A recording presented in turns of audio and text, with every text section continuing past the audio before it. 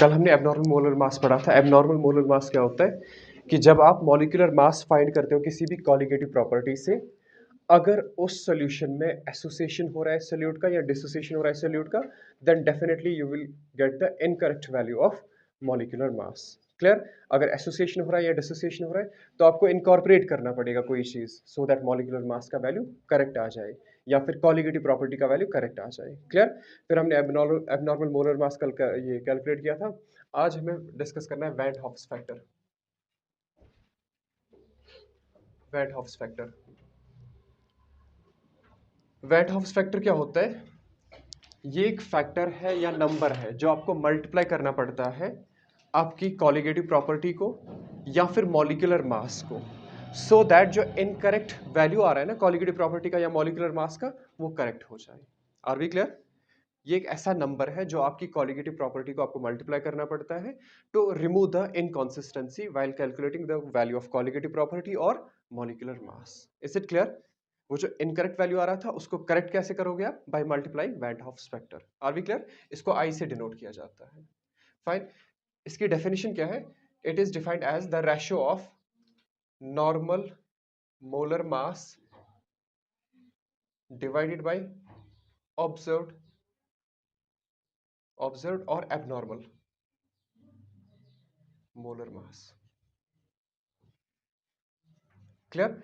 जो आपका actual molar mass है, जैसे हमने कल किया था ना CH3COOH वाला केस, इसका एक्चुअल मोलर मास कितना है? 60।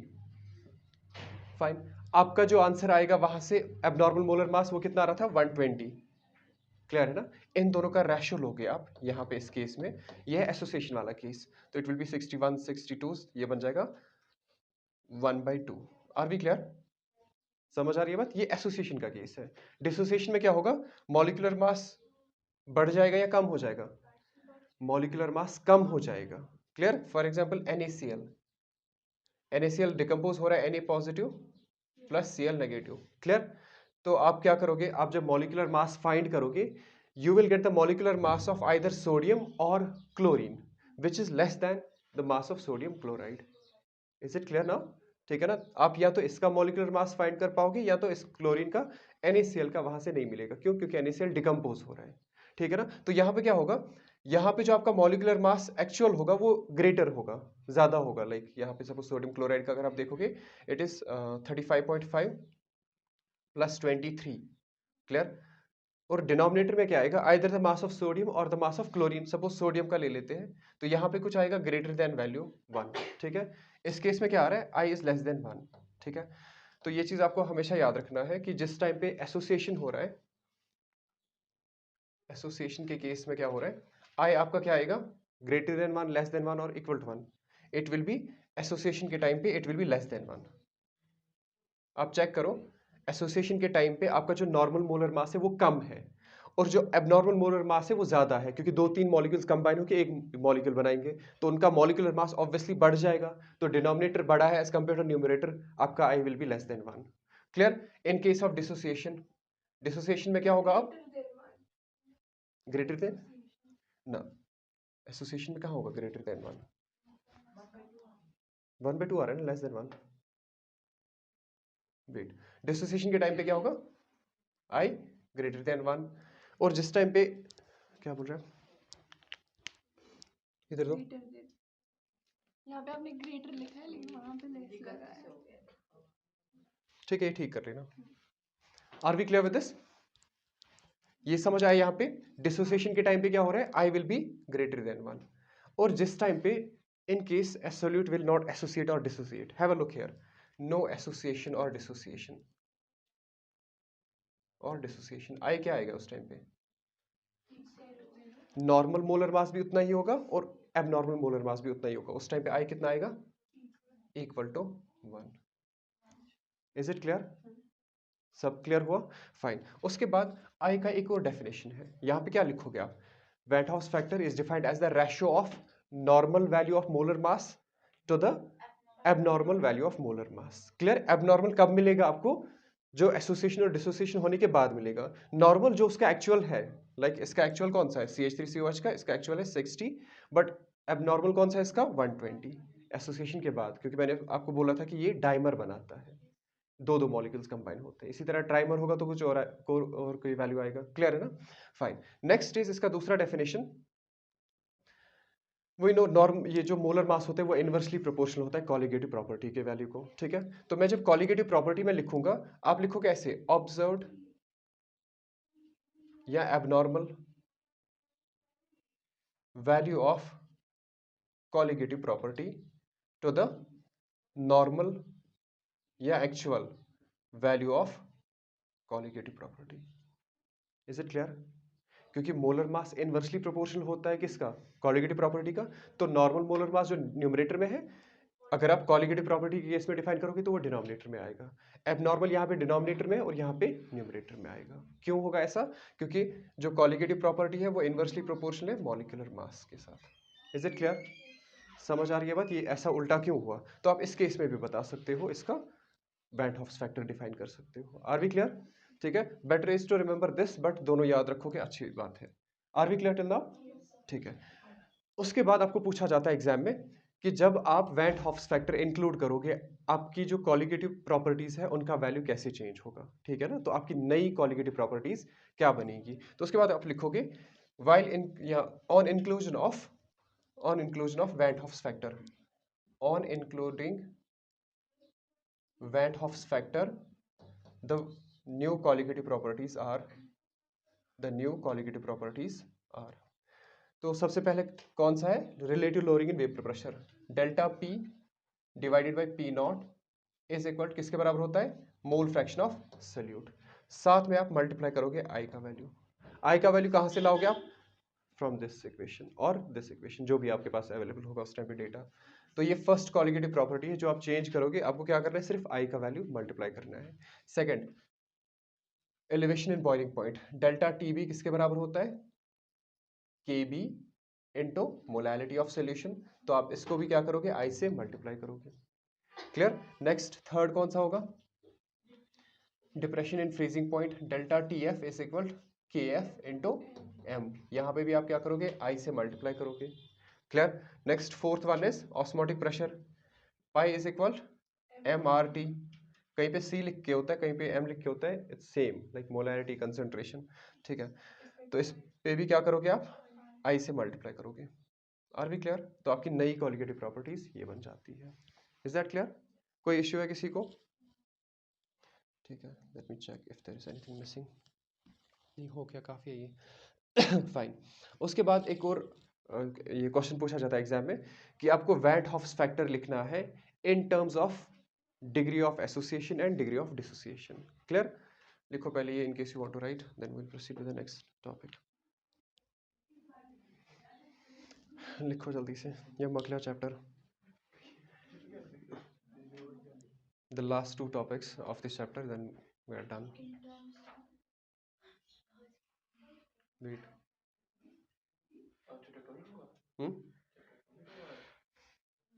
सुन, खत्म ही करे। बस ये चीज समझना है यहाँ पे, जब हम alpha introduce, do you know what's degree of dissociation या डिग्री ऑफ एसोसिएशन? पढ़ा है कभी? Degree of association, degree of dissociation questions में लिख के होता है, लेट अल्फा बी 60% या 0 पॉइंट में ऐसे लिख के होता है। पता है क्या होता है डिग्री ऑफ डिसोसिएशन? बोलो। डिग्री ऑफ डिसोसिएशन होता है कि जो आपका सल्यूट होगा ना, वो डेफिनेटली वीक इलेक्ट्रोलाइट होगा। ठीक है, वीक इलेक्ट्रोलाइट होगा तो डेफिनेटली वो 100% डिसोसिएट नहीं होगा। अगर आपने 100 पार्टिकल्स दिए हैं तो आउट ऑफ 100 पार्टिकल्स कुछ ही पार्टिकल्स डिसोसिएट हो रहे हैं। सपोज मैं बोलूंगा 60%, that means out of 100 particles only 60 will dissociate या एसोसिएट। क्लियर है ना? ये चीजें दिमाग में रखा करो। हाँ जी, you want to add something? Formula, number of particles after dissociation or association divided by total number of particles initially taken. कहाँ है ऑन? ऑन है या नो है? अच्छा, ये on including I, on including van't Hoff's factor the new colligative properties are.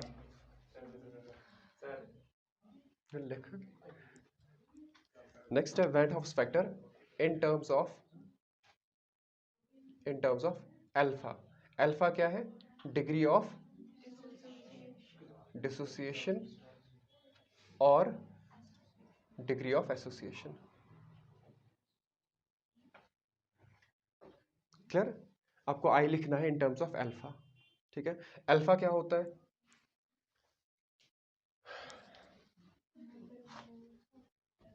Moles या particles, आप कुछ भी लिख सकते हो, इट्स सेम। अल्फा क्या है? Number of particles dissociated, number of particles after dissociation और एसोसिएशन, एक साथ बनाएंगे formula, divided by total number of particles taken initially. Clear? Starting में आपने कितने पार्टिकल्स लिए, उन पार्टिकल्स में कितने नंबर ऑफ पार्टिकल्स डिसोसिएट हो रहे हैं। सपोज आप किसी का बोलते हैं ना अल्फा 40% है, that means out of 100 particles 40 dissociate हो रहे हैं या एसोसिएट हो रहे हैं। लेट अल्फा बी लाइक ये एसोसिएशन का केस है, तो उस केस में क्या बोलोगे आप? 100 पार्टिकल्स में से 40 पार्टिकल्स जो है वो एसोसिएट हो रहे हैं। फिर कितना एसोसिएशन होगा, डाइमराइजेशन होगा, ट्राइमराइजेशन होगा या पॉलीमराइजेशन होगा, वो डिपेंड करेगा। बाकी जो 60 पार्टिकल्स हैं दे रिमेन अनएसोसिएटेड, ये एसोसिएट नहीं हो रहे। क्लियर है ना? फाइन। सेम सपोज अगर आप बोलोगे कि अल्फा 40% है लेकिन डिसोसिएशन के केस में, that means out of 100 particles 40 dissociate हो रहे हैं। Is it clear? ठीक है, तो अब आप उसके बाद ये लिखोगे। अब थर्ड यहाँ पे डेफिनेशन आएगी आई की। I is equal to number of particles या मोल्स लिख लेते हैं, total number of moles after dissociation और association divided by total number of moles, लेकिन किसके? सल्यूट की, ऑफ सल्यूट बिफोर डिसोसिएशन और एसोसिएशन। अब हम केस पढ़ेंगे, फर्स्ट केस ऑफ डिसोसिएशन, किसका? सल्यूट का। तीन वैल्यू ये आई के ये फॉर्मूलाज हमने पढ़े, डेफिनेशंस। एक हमने बोला normal ratio of normal molar mass to the abnormal molar mass. उसके बाद हमने कॉलिगेटिव प्रॉपर्टी के टर्म्स में डिफाइन किया abnormal value of colligative property to the normal value of colligative property. उसके बाद हम लास्ट डेफिनेशन जो इसका बता रहे हैं वो ये है कि ratio of total number of moles of solute after dissociation और association divided by total number of moles before association और dissociation. Clear? Case of dissociation of solute, let's have a solute ax plus by, ये आपका salute है और इसका जो degree of dissociation है alpha, alpha is equal degree of dissociation of this solute. Are we clear? ये alpha क्या है? It's degree of dissociation of this solute. It can be anything like 100 तो हो नहीं सकता है, 100 तो वापस वही आएगा, 70 60% 80% कुछ भी हो सकता है, तो अल्फा के बदले आप वही लिखोगे। फाइन। अब जब ये डिसोसिएट हो जाएगा, have a look here, ax by, जब ये डिसोसिएट हो जाएगा, should I right like this? नहीं, इट कैन बी बेटर, ऐसे बैकवर्ड रिएक्शन होगा क्योंकि वीक इलेक्ट्रोलाइट हमेशा क्या करते हैं? इक्विलिब्रियम जनरेट करते हैं। ठीक है, फाइन। तो ये बन जाएगा ax, अच्छा इसके कितने आयंस होंगे? ए के Mg3N2, इसको बोलते हैं मैग्नीशियम एजाइड। अगर आपको देखना है इसका चार्ज वगैरह, तो मैग्नीशियम का चार्ज क्या आएगा? जो N के साथ है Mg2 पॉजिटिव। क्लियर? N का चार्ज क्या आएगा? 3 नेगेटिव। क्लियर? और Mg कितने हैं यहाँ पे? 3 और N कितने हैं? 2। क्लियर है ना? I will use this and right like A Y positive. Clear? A कितने प्रोड्यूस हो रहे हैं? X प्लस B का चार्ज क्या आएगा? जो X के साथ है X नेगेटिव, और B के कितने प्रोड्यूस हो रहे हैं ions? Y। Is it clear? जैसे MgCl2 में क्या होता है? MgCl2 में 2 Cl के आयंस प्रोड्यूस होते हैं और एक Mg का आयन प्रोड्यूस होता है। चार्ज आप वही लिखते हो जो उल्टा होता है, लाइक इसका Mg2 पॉजिटिव, Cl का 1 आएगा। क्लियर है ना? आयंस कितने प्रोड्यूस हो रहे हैं वो आप X और Y से ये डिसाइड कर रहे हो। क्लियर? इसको बोलते हैं magnesium azide. Now pay attention, suppose आपने इनिशियली इसका 1 मोल यूज किया है। क्लियर? रिएक्शन स्टार्ट होने के टाइम पे इसका कितना मोल्स प्रोड्यूस होगा? इट विल बी 0, क्योंकि रिएक्शन प्रोसीड नहीं हुआ अभी, ये डिसोसिएट नहीं हुआ। बट जब ये इक्विलिब्रियम पे पहुंचेगा, एट इक्विलिब्रियम, सपोज इसके 1 माइनस अल्फा मोल्स क्या हो रहे हैं, डिसोसिएट हो रहे हैं। क्लियर? आउट ऑफ 100 पार्टिकल्स मान लो इसमें से 40 पार्टिकल्स क्या हो रहे हैं, डिसोसिएट हो रहे हैं। तो यहां पे कितना बचेगा, 60।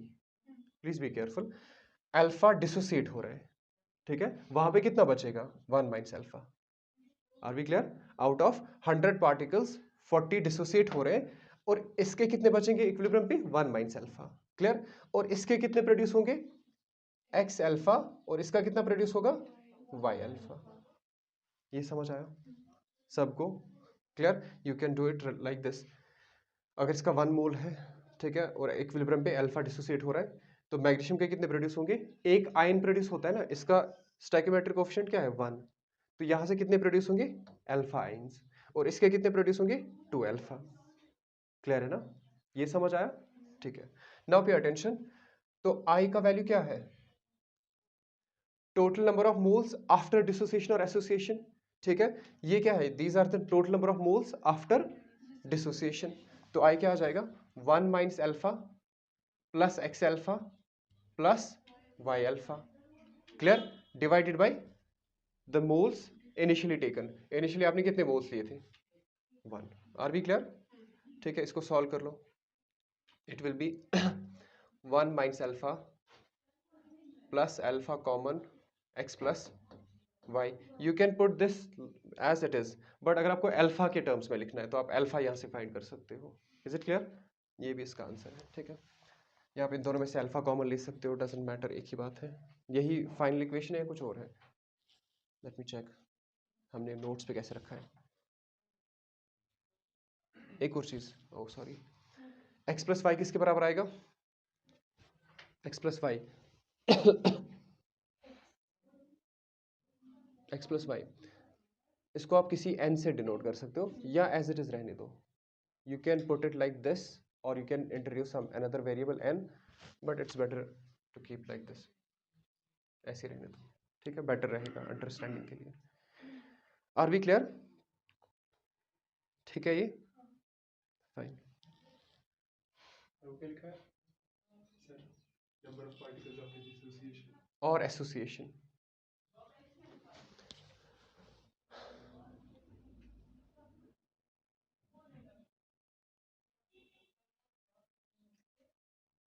क्लियर हुआ ये?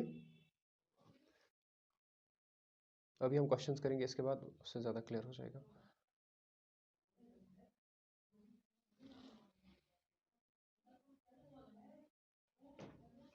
ठीक है, x क्या है, number of moles of A, y क्या है, number of moles of B, alpha क्या है, degree of dissociation, and I क्या है आपका van't Hoff's factor. You can put the equation in alpha, लेकिन यहाँ से अल्फा कॉमन लोगे, लाइक अगर आपको अल्फा के टर्म्स में लिखना है तो आप ऐसे लिखोगे I minus 1 is equal to, इन दोनों में से अल्फा कॉमन लोगे तो ये बन जाएगा alpha into minus 1 plus X plus Y. Clear? तो यहाँ से अल्फा फाइंड करोगे तो क्या बन जाएगा, I minus 1 divided by X plus Y minus 1। Clear है ना? You can put it like this, alpha और आई का ये रिलेशनशिप। कभी वो ऐसा भी पूछते हैं ना, वो वैन हॉफ्स फैक्टर आपको देंगे वहीं से, फिर आपको बोलेंगे डिग्री ऑफ डिसोसिएशन बताओ हमें, तो तब जाके आप इक्वेशन को रिड्यूस करोगे, चेंज करोगे। Are we clear? Let's move to the case second. It's very easy if you know the equilibrium.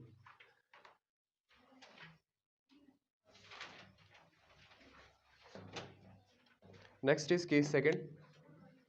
Case second में क्या हो रहा है, एसोसिएशन। अगर आपको याद होगा इक्विलिब्रियम में एसोसिएशन का इक्वेशन हम ऐसे लिखते थे, सपोज आपके पास A है, A के n पार्टिकल्स है, और वो एसोसिएट होके कोई भी पॉलीमर बना रहा है, like it can B trimer, dimer, so on. तो आप ऐसे लिखते हो इसको AN। क्लियर है ना? सपोज यहाँ पे 2 लिखोगे 2A तो डाइमर बन रहा है, 3A लिखोगे तो ट्राइमर बन रहा है। This is how story goes on. Are we clear till now?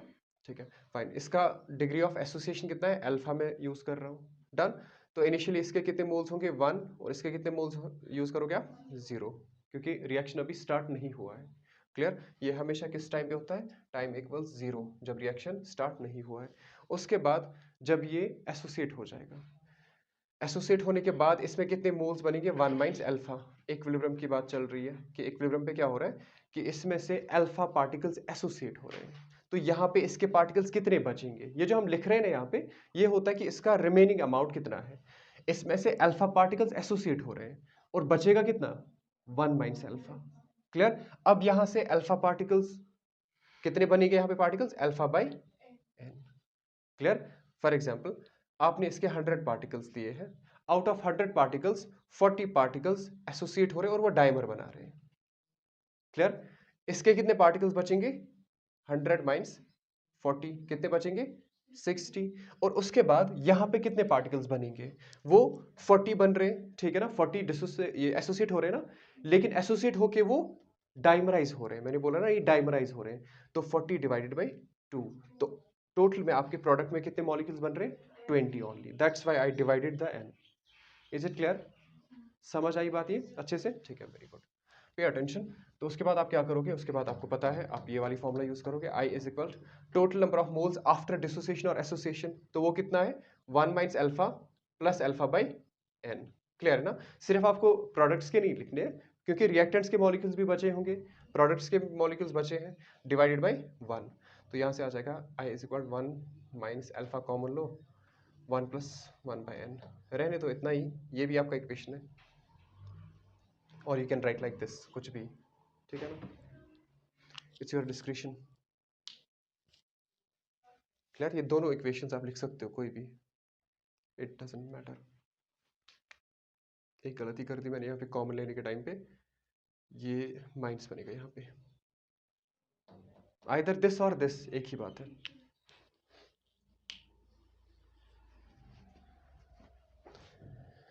आया समझिए, अरे sure.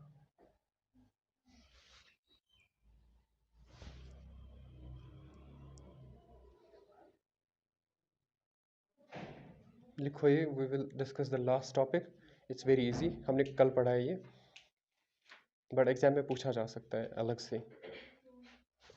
Berkeley and Hartley's method पूछा जाता था, इसको काफी टाइम हुआ अभी नहीं पूछा है ये, कुछ सालों से।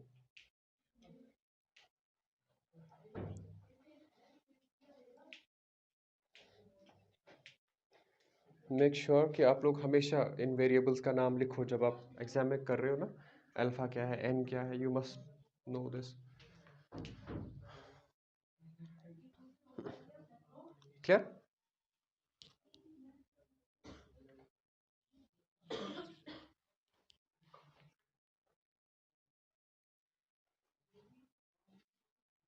लिखाइए,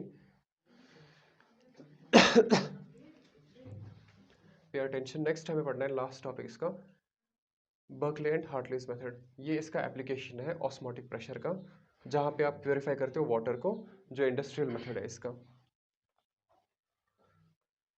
if you are asked the application of osmosis, cell का पढ़ा है ना, वो सेल स्क्वीज हो जाती है, सेल एक्सपेंड हो जाता है ऑस्मोसिस की वजह से।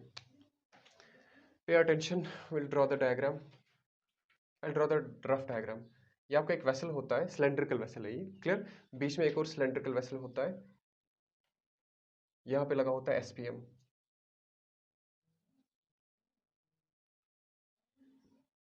ये एसपीएम है, क्लियर। यहाँ से ये वाटर रिजर्वायर के साथ कनेक्टेड होता है, ठीक है। यहाँ से इस पे कोई प्रेशर आप अप्लाई कर सकते हो, ये सिलेंड्रिकल वेसल है ना, तो आप जब इस पे प्रेशर अप्लाई करोगे, ये बाहर वाले सिलेंडर ये ऐसे है, लाइक एक सिलेंडर वेसल अंदर से, एक ऊपर से एक और कवरिंग है, समझ आ रही है बात, कंसंट्रेट, ये कंसंट्रिक है ये। तो यहाँ पे हम रखते हैं सॉल्वेंट, प्योर सॉल्वेंट, और यहाँ पे रखते हैं हम सोल्यूशन, क्लियर। तो हमें क्या करना है, वाटर को प्योरीफाई करना है। ये गन मेटल से बना होता है ये वेसल पूरा, क्योंकि गन मेटल बहुत ज़्यादा स्ट्रॉन्ग ये एलॉय है। हम क्यों रखते हैं यहाँ पे ये स्ट्रॉन्ग एलॉय, क्योंकि यहाँ पे प्रेशर बहुत ज़्यादा हम अप्लाई करते हैं, ये नॉर्मल प्रेशर नहीं होता है, क्योंकि आपको पूरे सिटी के लिए पानी साफ करना है, तो वहाँ पे कोई छोटा सा ये आरओ यूज़ नहीं कर सकते आप, तो वहाँ पे हम बड़े बड़े वेसल्स यूज़ करते हैं जो हाईली रेजिस्टेंट होते हैं टुवर्ड्स द हाई प्रेशर। आप यहाँ से क्या करोगे, प्रेशर अप्लाई करोगे, स्टार्टिंग में क्या होगा, अगर आप प्रेशर अप्लाई नहीं करोगे तो particles of the solvent will move from solvent side to solution side, ठीक है। तो प्योर वाटर ही खराब हो रहा है सॉर्ट ऑफ, क्लियर है ना। बट उसके बाद आप क्या करोगे, यहाँ से प्रेशर अप्लाई करना स्टार्ट करोगे, उससे क्या होगा, एक पॉइंट ऐसा आएगा जहां पे ये ऑस्मोसिस रुक जाएगा, क्लियर। उस प्रेशर को क्या बोलते हो आप, ऑस्मोटिक प्रेशर।